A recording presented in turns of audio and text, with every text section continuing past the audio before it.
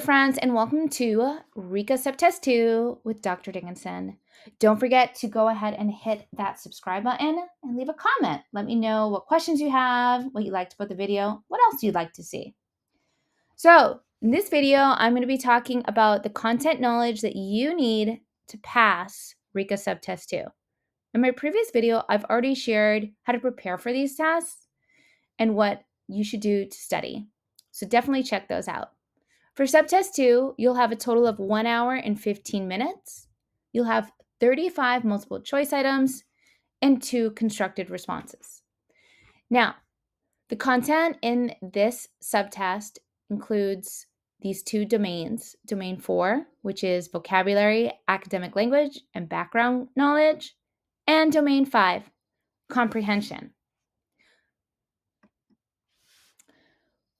Looking at those domains, you'll see that you should be fluent in each of these areas, starting with vocabulary, which we'll talk about today.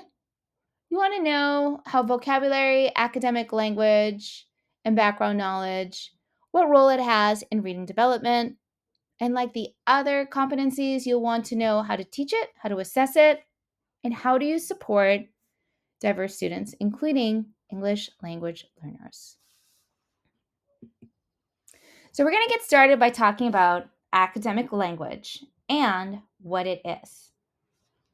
As stated here, academic language is the language of school and its use in textbooks, essays, assignments, class presentations, and assessment.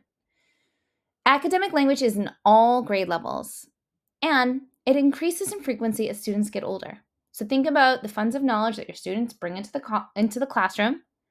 The more exposure to words, the more that they're reading texts, the more their academic language register is going to grow. I also want to note that academic language also includes vocabulary, grammar, punctuation, syntax, and other formal skills. It includes words and phrases used to connect keywords and communicate concepts. For example, it includes discipline-specific vocabulary, such as metamorphosis, synthesis, photosynthesis, which is a component of academic language.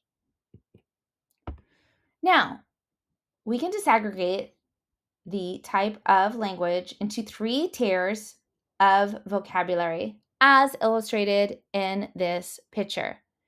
Tier 1 is everyday speech. This is what's familiar to most students, not all, because you may have students that are just learning English. Tier 2 words are high-frequency words that are found in many different subject areas. So think of those interdisciplinary words, such as examine, establish.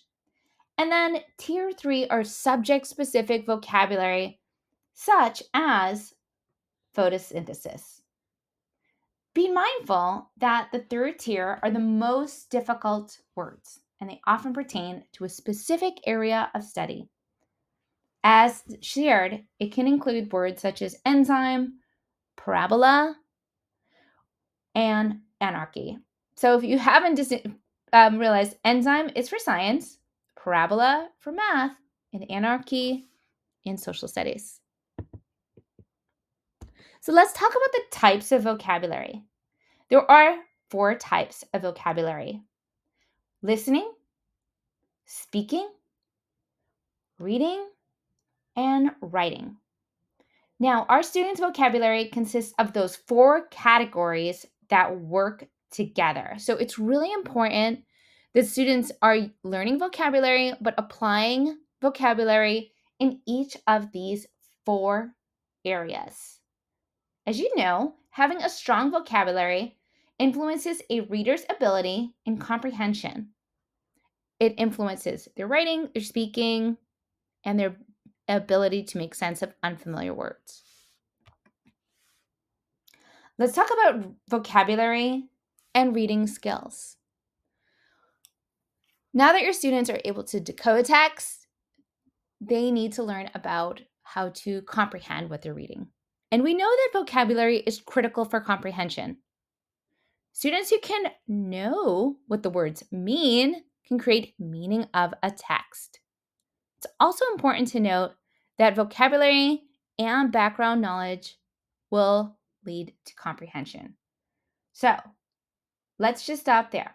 If we can activate our students' background knowledge and build on it with new vocabulary, it is going to increase their comprehension. And similarly, struggling readers need more time on decoding and support to comprehend text.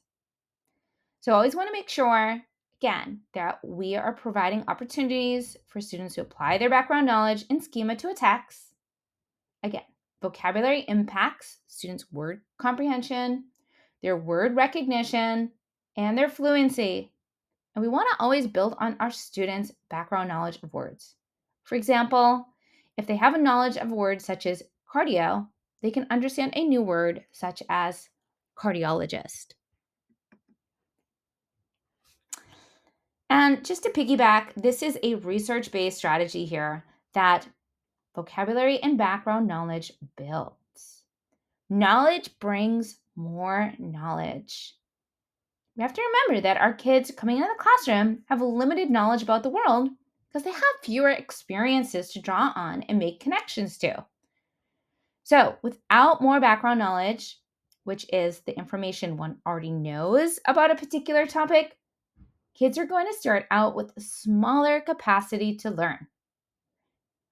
We can add to their knowledge bases of schemas by connecting new information to their prior knowledge.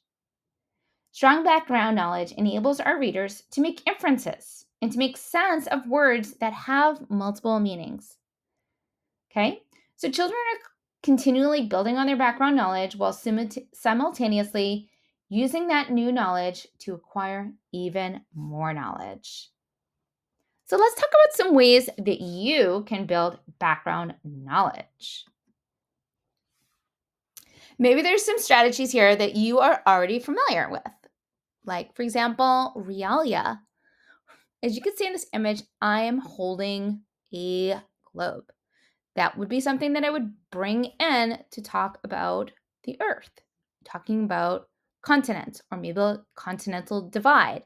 So bringing in real-world objects is called realia.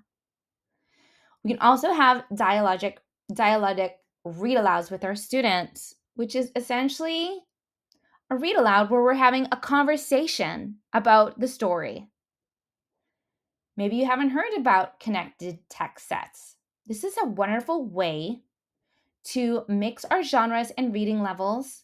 We bring in different texts that can include a variety of different genres, like a magazine, a newspaper article, as well as primary sources.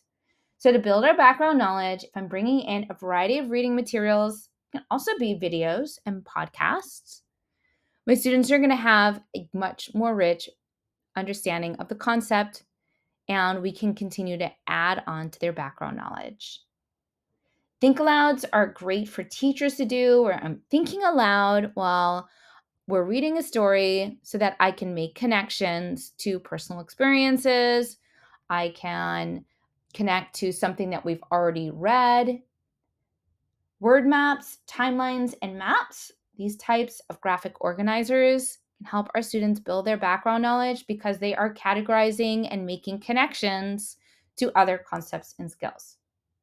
And as a teacher, I want to make sure that I can build my students' background knowledge by including rich teacher talk. And what that means essentially is that I want to make sure that I'm always using higher level words and vocabularies and including that when I'm explaining concepts and skills to my students to deepen their understanding as well as their exposure to those 3 tiers of vocabulary. A jigsaw strategy is a great strategy that you can use in your classroom where your students do a jigsaw of something that you're reading or a concept or skill and they bring back and you have a discussion. And then hands-on learning. I remember one time in my class, we were learning about the game of volleyball and my students had very limited background knowledge. They'd never played volleyball. So I actually set up a volleyball net and I taught them all how to do a serve. And they were able to have some hands-on experiences that helped them with our benchmark assessment, which was on playing volleyball. So anytime you can bring in some hands-on experiences for your students, that will help them build their background knowledge, right? Many of us remember our experiences, and that is what our background knowledge is all about. Again, we know how important it is for our students to have access to rich vocabulary, to be able to read fluently, to understand what they're reading. Now, it's important for you to understand why this is so important and for us to make sure that we are providing early intervention for our students because the research has shown that without these foundational skills of reading comprehension, vocabulary, fluency, that the achievement gap is only going to increase over time. As we talked about in the earlier slides, that academic language, the more knowledge you have, the more you can build upon. So we want to make sure that we are providing students with those academic skills, with early intervention to support them, and to exposure to a variety of topics, and to constantly be increasing their vocabulary. And this is called the Matthew effect. So the Matthew effect, again, is that without those foundational skills over time, the gap will increase. So now that we've been talking about vocabulary, you may be wondering, how do I decide which words to teach? Well, there is a criteria for vocabulary selection. When you are previewing your text, you want to make sure that you are looking for which words you want to pre-teach or highlight, and you can decide based on the frequency, how often that word appears, and how important it is to understanding the text. And that would be utility. What is the importance of knowing the word in the context of the text they are reading? Is it something that's really essential? And it's also important to think about vocabulary in the context of our students' funds of knowledge about a word. So remember that vocabulary should be taught both directly and indirectly. Repetition and multiple exposures to vocabulary items are important. And learning in rich contexts, as well as the use of computer technology, for example, having my students play a game like a Kahoot or Quizzy, can all enhance the acquisition of vocabulary. Again, the key thing is repetition and multiple exposures. When we do things like direct instruction, we want to make sure that we include tasks that are necessary and actively engage our students. So students are actively part of the instruction. And so the other thing we want to be mindful of when we are using vocabulary is that we don't want to just depend on one single approach. So not just doing a word wall and only a word wall. We're going to use a variety of strategies to teach vocabulary. So let's talk about what those strategies are. One such strategy is called contextual redefinition. In this context, students are going to predict and verify the word meaning of an unfamiliar word or familiar words that have new and unusual meanings by searching for clues in nearby words, sentences, and paragraphs of a text. So using context clues. Students should be able to predict the definition of each word based on the schema as well as the word parts. For example, clean water would make life tolerable as residents could focus on other pressing needs, such as finding food and shelter. So the highlighted word here is tolerable. And now we can predict what that word means based on the schema. So, what is happening here in this situation? And what are the parts of the word that I can use to understand the meaning? So, for example, the word able, that word will tell me that means something that you can do, and tolerable is to tolerate, to be able to withstand. So, how do we implement this particular strategy? First, you want to select a passage of text with unfamiliar words for students' grade level. Then, we can provide students with a T-chart with the words listed. Have your students predict the meaning of the words from the schema and the word parts without the context. Students will then read the passage to revise their definitions of the words with the context. Discuss the types of clues that help them understand the meaning of the words. And of course, as teachers, we want to be measuring students' progress through observation, conferencing, and student journaling.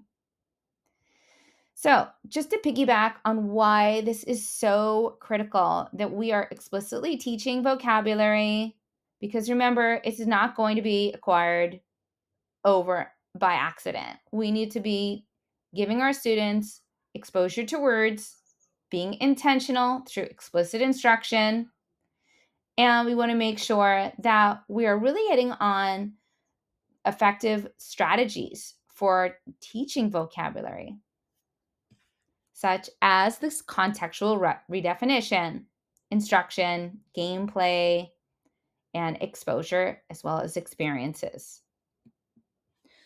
So now when we think about words, we want to know that students who understand how words are formed by combining prefixes, suffixes, and roots will have a larger vocabulary and better reading comprehension than peers without such knowledge and skills. And that's why knowing about morphology is so important. Morphology is just the knowledge of meaning words parts in a language. Again, as you can see here, that words are made up of prefixes, roots, and suffixes. So when I'm using morphology in my classroom, let's say, for example, the word construction, that has a root word, a prefix, and a suffix. The root being struct, the prefix being con, and the suffix being shun. So explicitly teaching prefixes, roots, and suffixes, and as a teacher, modeling how to break apart words, how to understand what a word means based on its morphology is going to lead to higher academic knowledge and a greater vocabulary. Friends, we want to make sure that as teachers, we're including the written words as part of our vocabulary instructions. Students should also be able to pronounce the spellings as well as determine their meanings when they encounter new vocabulary words. Remember that students who see the spelling of words actually learn the meaning of the words more easily. Orthographic knowledge benefits vocabulary learning. Additional strategies for building vocabulary. Maybe there's a few here that you're already familiar with. Go ahead and share one or two strategies that you already know. For example, SSR, silent sustained reading. This is an important skill because we want our students to have practice. Maybe we've already done some building background knowledge, we've used graphic organizers, we've experienced some morphemic analysis where the kids are breaking apart the words. Now we want our students to practice silently reading, using and seeing those words in the context of a passage. Okay? Graphic organizers are great ways for students to segment words and think about other words. You can do a word map for students so they can think of other words that have the same root or suffix. And then we want to make sure, as we shared some context clues that I just shared with you, that will help our students. Word games, having students play games where they're matching idioms, or maybe they're doing a game such as synonym bingo, where they're thinking of synonyms for a specific word and finding it on their bingo chart. Etymology. This is the history and development of words. So the students can find out about the history of a word and the meaning. Maybe they'll discover it has a Latin or Greek root.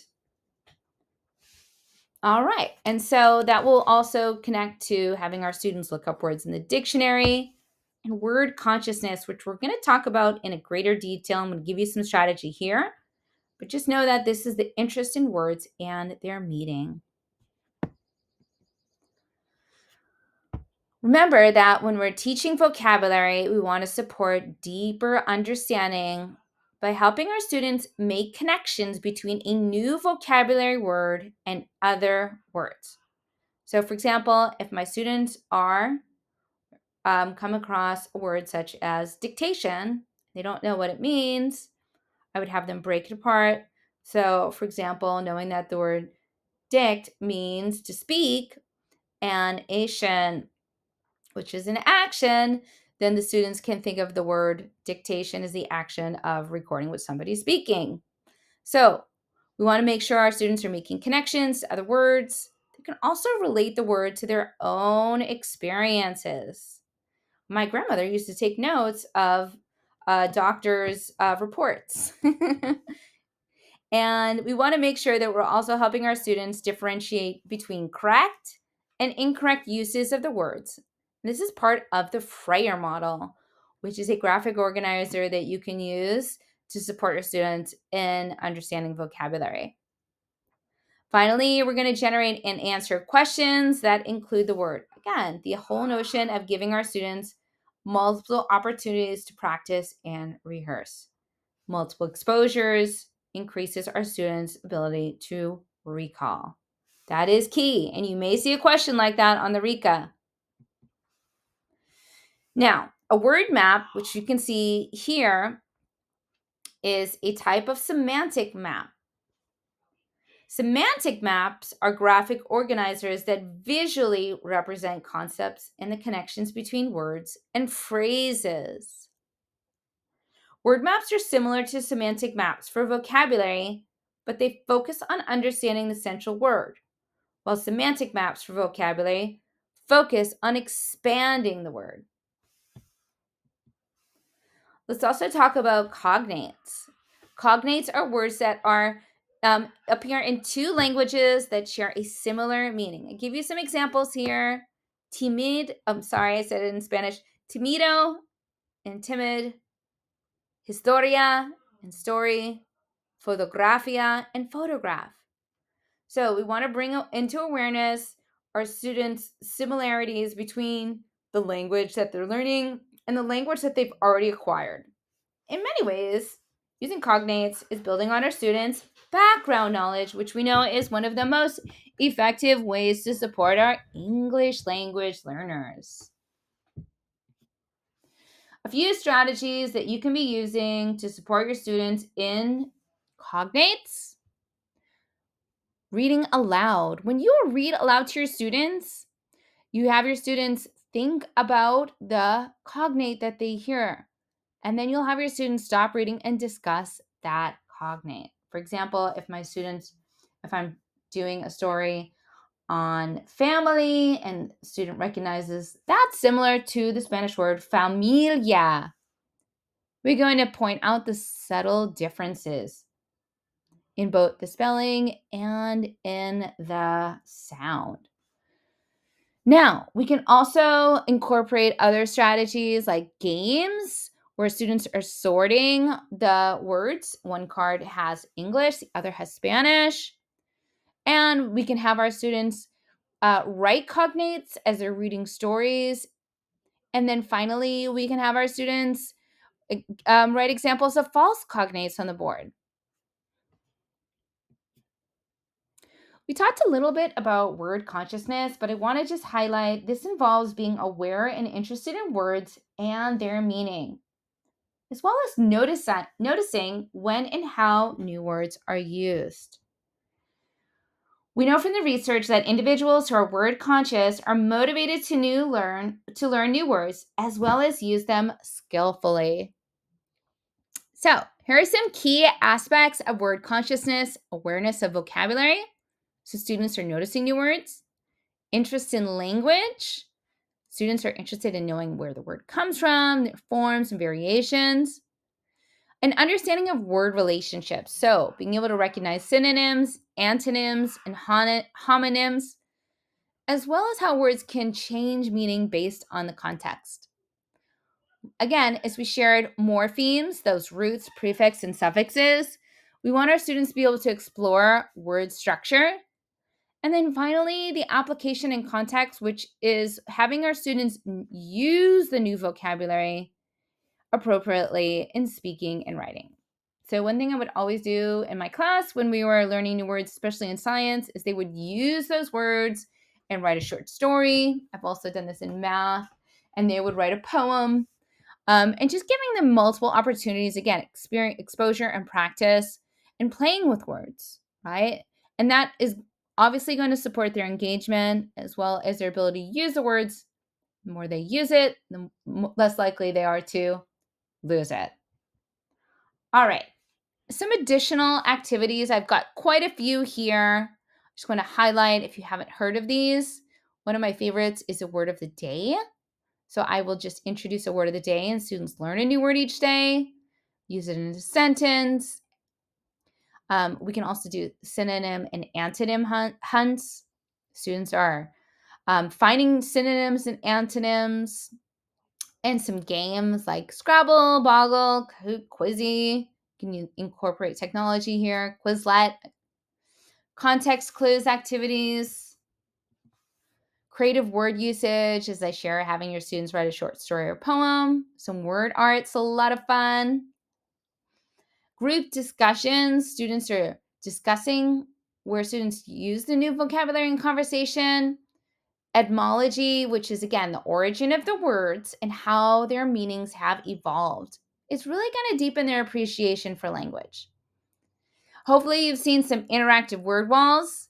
This is a great way for students can add new words, discuss them, engage in collaboration, use them in their stories, as well as they're including them in definition and examples. I would have my students use their word wall. We would always play a game like charades where they could act out the words, or go ahead and read the room and explain with their reading partner what the words mean, things like that.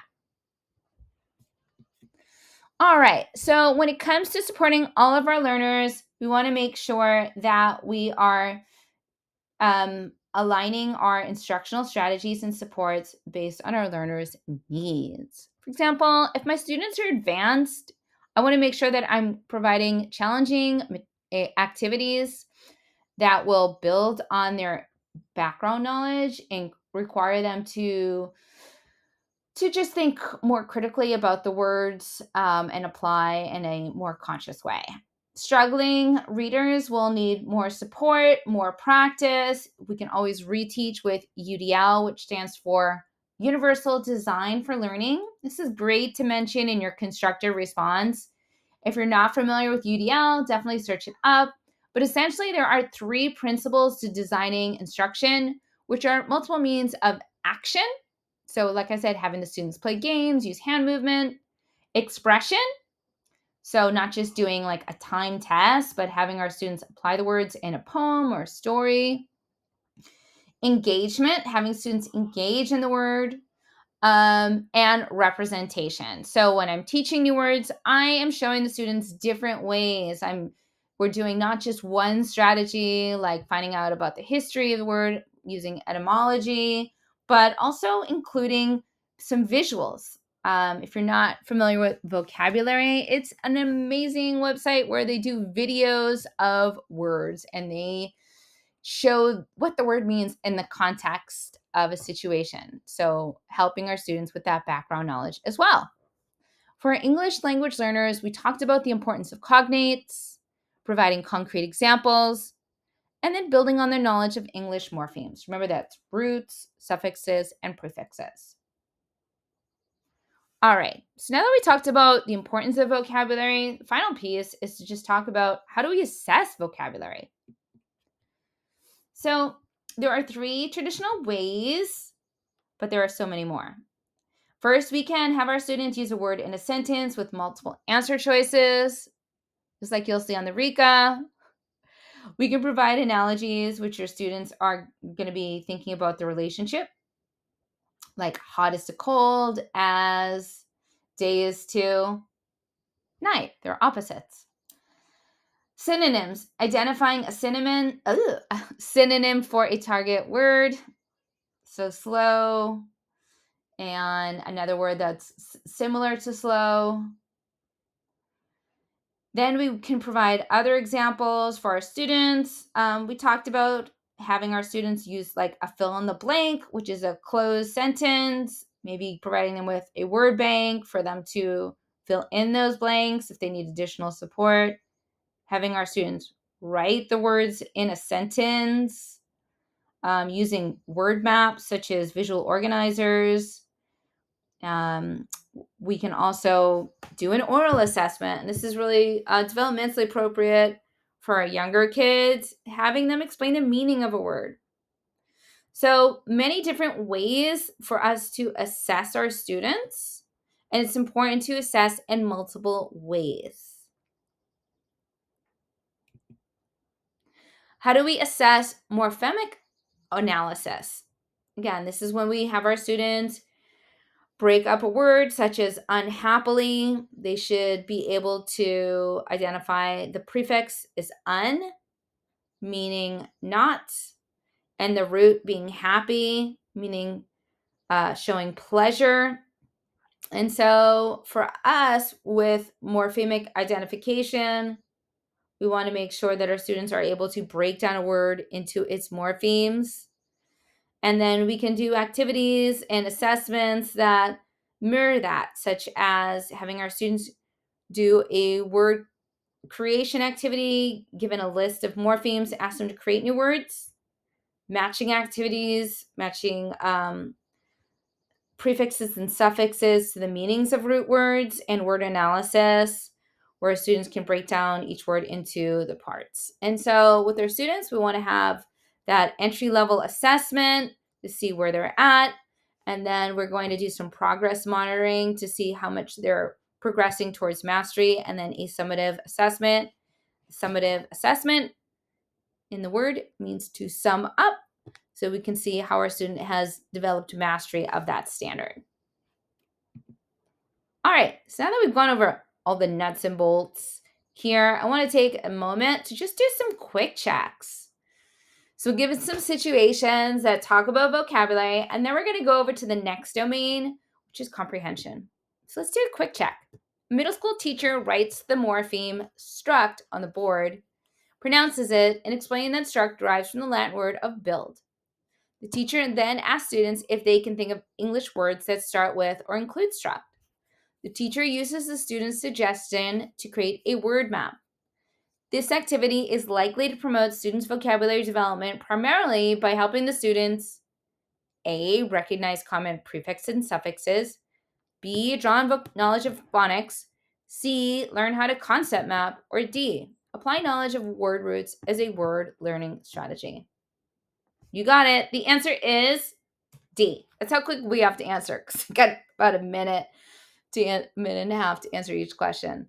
So we know that they are using word maps, but the question is asking us how the activity is promoting vocabulary development. So you always want to ask, what is this question asking me? It's asking you about how this instructional strategy supports development of vocabulary. And so the answer is D, because they are learning and applying knowledge of words, of root words. Okay, quick check number 2.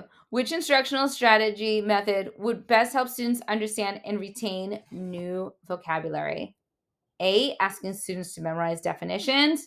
B, providing multiple exposures. C, having students write each word 10 times. And D, focusing solely on the pronunciation of the word. You got it. The answer is B. As I shared throughout our mini lecture on vocabulary, we want to provide multiple exposures in different contexts. All right, to support vocabulary development, a teacher decides to use the Freyer model. Talked a little bit about that. Which of the following activities is part of the Freyer model? Is it A, student create flashcards with the word and definition? B, students list synonyms and antonyms? C, students identify the word parts of speech? Or D, students describe the word's definitions, characteristics, examples, and non-examples? Yes, the answer is D. All right, which of the following is the best method to assess students' understanding of morphemic analysis? We just talked about this, right? Is it A, administer a multiple choice vocab quiz? B, ask students to break down words into their roots, prefixes, and suffixes? C, have students memorize definitions of words, or D, give a spelling test on complex words? Yes, the answer is B, break down those words. During a vocabulary lesson, a student struggles to identify the root word in unhappiness. What is the best way to assess their understanding of morphemic analysis? Is it A, tell them the answer directly? B, provide a list of words and ask them to identify the roots? C, ask them to create a sentence with using unhappiness? Or D, ignore the question and move on? Well, we can obviously eliminate D, not a good teaching strategy. And we don't want to just give them the answer because they don't learn like that. They need to be actively engaged. So the best choice here, B and C are both good, but the best choice would be B. As we shared, we can make a word map and they can have a list of words and ask them to identify the roots. And how does a word wall support not just vocabulary retention, but also student engagement in discussion? Is it A, provides a list of words for referencing when writing? B, encourages students to add personal examples and engage in dialogue? C, it limits vocabulary to basic terms only? Or D, it serves primarily as a classroom feature for future discussions? Now, this is also a question where you might think, it could be used as a feature for future discussions, and it could limit the vocabulary so they don't get overwhelmed. But when we're talking here about retention, the best way is B, encourages students to add personal examples and engage in a dialogue about the words. Quick check. Which instructional approach best integrates morphological awareness into vocabulary development for students? Is it A, isolating vocabulary words from their usage in text? B, analyzing prefix, suffixes, and roots across multiple related words and contexts? C, focus solely on rote memorization or definitions? Or D, utilizing vocabulary exercises that connects the student's background knowledge? All right, so in this question, again, when we think about morphological awareness, it's that notion of breaking apart and analyzing the words according to their prefix, roots, and suffixes. So the answer would be B. And how can teachers ensure that discussions about vocabulary extend beyond surface level understanding in a thematic unit? Is it A, by encouraging students to memorize definitions without application? B, promoting students to analyze and compare the nuances of word meanings in different contexts? C, by limiting vocabulary discussions to a set number of words? Or D, focusing primarily on grammar and ignoring vocabulary development? Again, we're thinking about thematic units, interdisciplinary. The answer would be B, promoting students to analyze and compare in different contexts. And that's such a great vocabulary strategy, as we talked about earlier. And finally, in a fifth grade classroom, a teacher notices several struggling readers who have difficulty with vocabulary comprehension. Which strategy would be most effective in supporting these students? A, assigning lengthy vocabulary lists. B, implementing interactive vocabulary activities that involve games and peer collaboration. C, focusing solely on reading aloud to the class while explaining the word meanings. And D, encouraging students to memorize definitions. Again, the question is asking me how we support struggling readers with comprehending the vocabulary, understanding what the vocabulary is.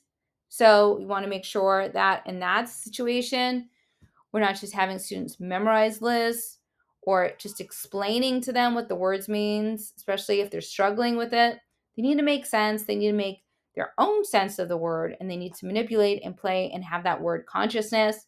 So the answer would be B, interactive vocabulary activities, games, and peer collaboration. All right, upcoming next, we're going to be talking about reading comprehension. So just take a minute, do a self-assessment. It's an area that you need to improve on, where you need support. And then let's get started with reading comprehension.